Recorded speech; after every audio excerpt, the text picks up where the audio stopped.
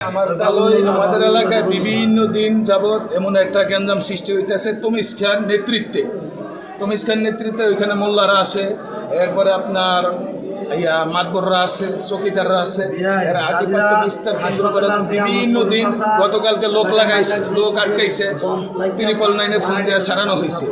তারপরে আজকে সন্ধ্যার সময় ওরা অতর্কিত হামলা করছে, হাতে একজনে বম গেছে, আমার তালোর পিঠে বম লাগছে, আমার তালোর বমে আঘাতে মারা গেছে।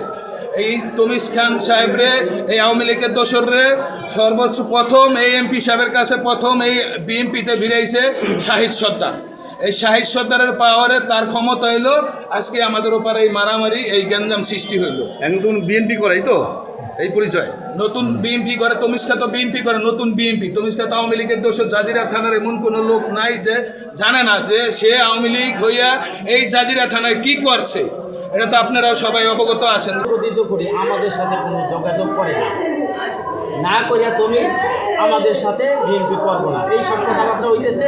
একের পর এক প্রতিদিনেই টুকটাক ঘটনা ঘটতেছে, বম টম ফুটতেছে। এগুলো মাননীয় সংসদ সদস্য সাইদ আসলাম সাহেবকে বারবার বলা হয়েছে, এসপি সাহেবকে বলা হয়েছে, এডিশনাল এসপিকে বলা হয়েছে। ওই হিসাবে আমরা বিষয়টা বারবার নজরে আনছি। বিশেষ করে আইন শৃঙ্খলা মিটিংয়ে আমি অন্তত 10 দিন বলছি, 10 দিন বললে এই 8-10 মাসে বলছি যে ওসি সাহেব, এই যে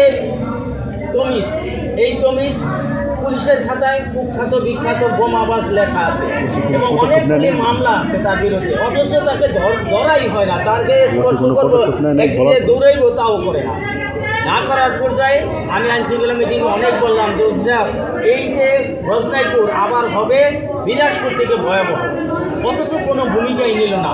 এই যে আজকে 1 সপ্তাহ যাবৎ একের পর এক লোকজন দৌড়াইতেছে, আটকায় রাখে পুলিশ। বলা হয়েছে যে ওখানকার পরিস্থিতি ভালো না, গতকালকেও আপনাকে বলা হয়েছে, আপনি কোনো পদক্ষেপ নেন নাই, যার কারণে আজকে এই ধরনের ঘটনা ঘটছে, যেটা উনি দাবি করছে। উনি দাবি করেছে, উনি বলেছে এলাকার মধ্যে, আমি তো বললাম গতকালকে যখন উনি আমাকে বলেছে, আমরা তাৎক্ষণিকভাবে আমাদের পুলিশ টিম এলাকা পাঠিয়েছি এবং ওই এলাকার মানুষ যারা আছে তাদেরকে জিজ্ঞেস করলে অবশ্যই জানতে পারবেন।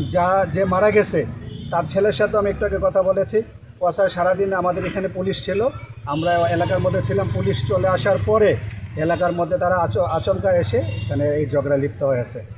তো এলাকা থেকে সংবাদ পেলে আমরা অবশ্যই পুলিশ পাহারা দেওয়ার বা আমরা পুলিশের মাধ্যমে টহল জোরদারের মাধ্যমে নিরাপত্তা দেওয়ার চেষ্টা করি, কিন্তু 24 ঘন্টায় যদি মানুষের মনে একটা অ্যাগ্রেসিভ ভাব থাকে কোন সময় আমরা ওখান থেকে চলে আসবো, ইচ্ছা থাকলে অনেক কিছু করাই সম্ভব।